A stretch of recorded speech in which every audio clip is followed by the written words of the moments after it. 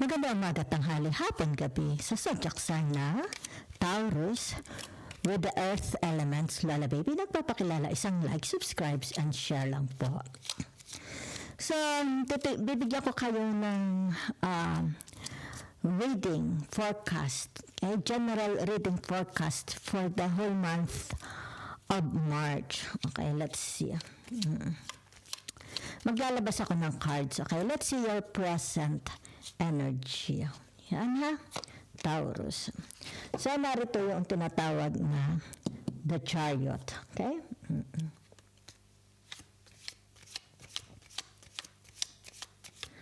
Okay.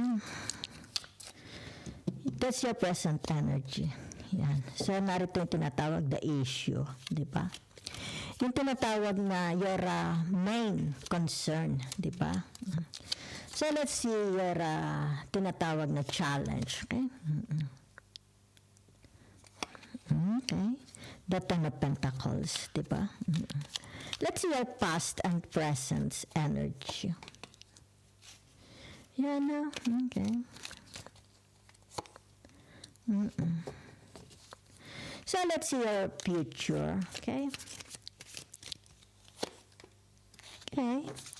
So, what about your as above, so below? Diba? Tinatawag na pwedeng mangyari sa inyo. Okay? Is there let's say, is there pagbabago ba? Okay? Ano ang nakalaan na sa inyo na hindi nyo pa alam pwedeng dumating? Okay? Yan.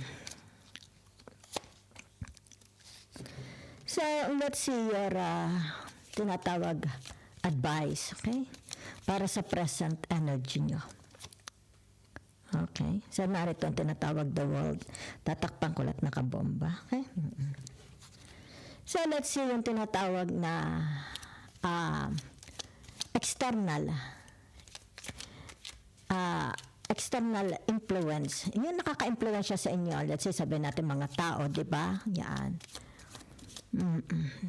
Na-influensyahan kayo ng mga tao or the energy. Okay? So, narito ha. And let's see your tinatawag na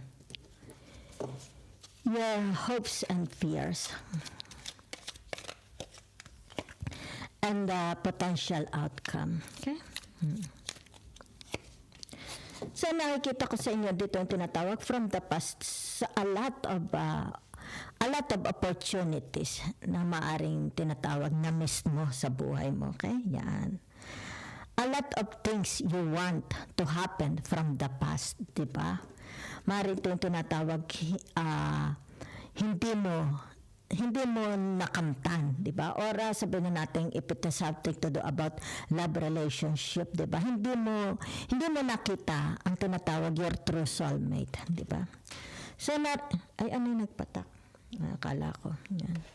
So titingnan natin ha. Okay? So narito yung tinatawag the bottom card, okay? Narito ang the four of swords, okay? Yan. So, ibig sabihin nito, yung tinatawag na relationship from others, maybe relationship sa mga siblings, di ba? Other people, kasama na dito ang neighbors, di ba? Friends, family, di ba? Relatives, in-laws, di ba?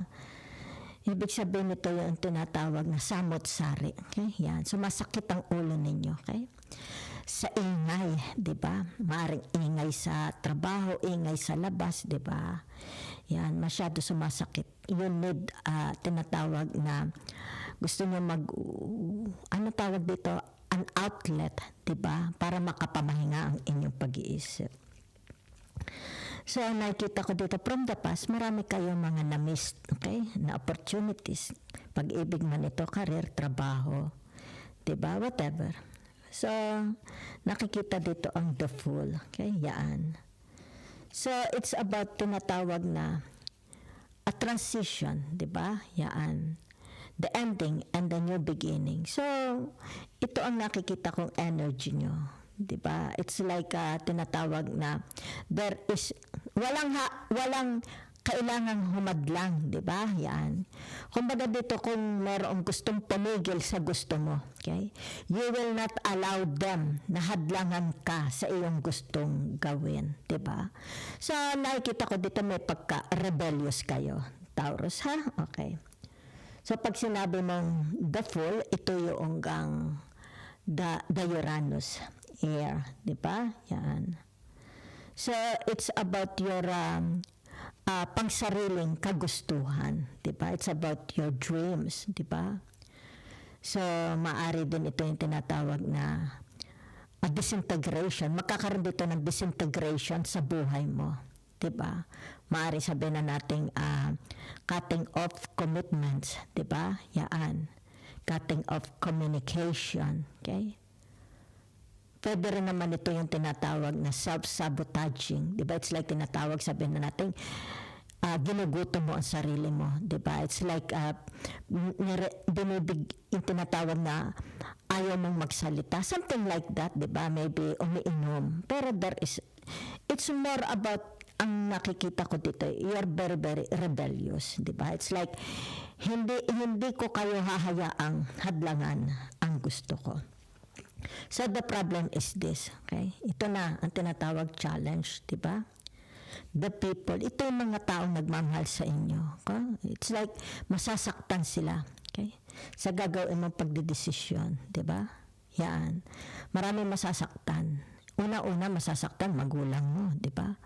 Mga kapatid mo, mga friends mo. If you are already in marriage, masasaktan ang asawa mo, di ba? So it's like ito yung tinatawag, maaring, kasi it's like gusto niyang bumuo ng kanyang bagong buhay. Diba? Yan. Okay, so that's all I see. Okay? So from the past, ibig sabihin nito, hindi niya ito nagawa. Diba? It's like, hindi niya ito nakamtan. Hindi man siya nabigyan ng pagkakataong ito is kanyang magawa, ma-experience. Diba? So, ibig sabihin nito yung tinatawag, kaya narito, you're present. Wala na. It's like, as above, so below. I will do it. So, you're very, very rebellious. Okay?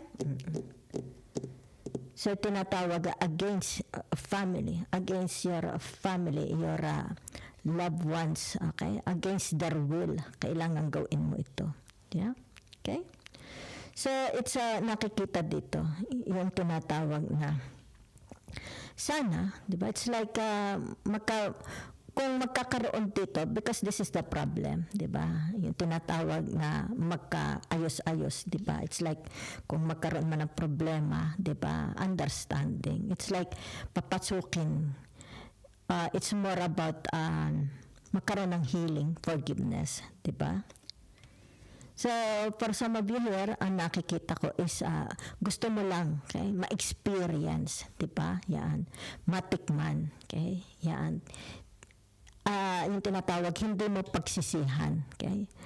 Hindi mo ito pagsisihan sa huli. Yan, ha? Okay.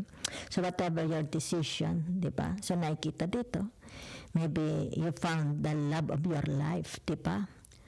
Maaaring tinatawag na you will be very, very happy, especially it's about your future, di ba? It's the one, it's you making your own future, di ba? Yan, as above, so below.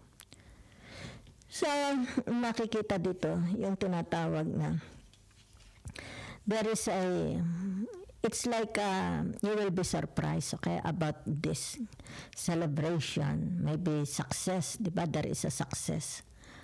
Or tinatawag hard work pays off, pay off. So nakikita dito yung tinatawag na participation. It's about time for tinatawag na it's more about gatherings, family gatherings, di ba? Friends gatherings, there is, okay? Pero nakikita dito na these people, ito yung tinatawag na loyal sa inyo, 'di ba? Yan, hindi kayo pagtataksilan, 'di ba? Kasi the Three of Cups, 'di ba? Sila ang tinatawag parang kapamilya mo. Maybe they are your family, 'di ba? Yan. or neighbors, friends, di ba? So, kumbaga dito, you have no time. Kumbaga, kung sino man itong inalis nyo na sa buhay nyo. Kasi meron ditong tatanggalin talaga kayo sa buhay nyo. Okay? Maybe it's already in the past. Di ba? Or mangyayari. Okay? So, they will be very, very happy for you. There is a special occasion that calls for a celebration. Okay? So, hindi kasama dito kung sino man itong tinatawag na inalis na ninyo sa buhay nyo. Okay? So, narito yung tinatawag advice. Diba? Yan, oh. Whatever between you, okay? Kasi narin ang the world, diba? So, narito ito. Tinatawag na the Five of Swords. Whatever happens, kung magkaroon man dito ng halimbawa hablahan, umabot man dito sa korte, di ba? Nagkaroon man dito ng tinatawag na division, nagkaroon ng division, di ba? Yan, nagkawatak-watak. It's about time, tapusin na ito. And it's like tinatawag na kalimutan na. Whatever happens, di ba? Yan. Kumbaga dito tinatawag, let's love, okay? Yung tinatawag na maghaksik tayo ng pag-ibig. Okay? Yan. Kalimutan na ang nakaraan. Diba? So, for some of you here, ibig sabihin nito, you are ready for a new life, diba? You are ready for a new path, diba? You are ready to face, di ba? Yan, magsimula, maybe a new family. Maybe this is your second family, third family, whatever. Or tinatawag bagong trabaho, okay? Maybe you have a calling, maybe from the past hindi mo naganap, okay? Ang iyong calling. Maybe you have a calling, di ba? But now, ibig sabihin nito, desidido ka na. Okay, this time, whatever this calling, gagampanan mo na. So, it seems there is a tinatawag na master, okay? Graduation, okay? Fulfillment, okay? If there is tinatawag na it's more on retarded, it's like retarded, di ba? Retardation, di ba?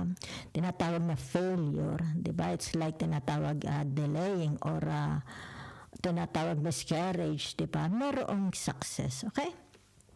So, nakikita dito yung tinatawag, you are the master. It's more on out with the old, in with the new, okay?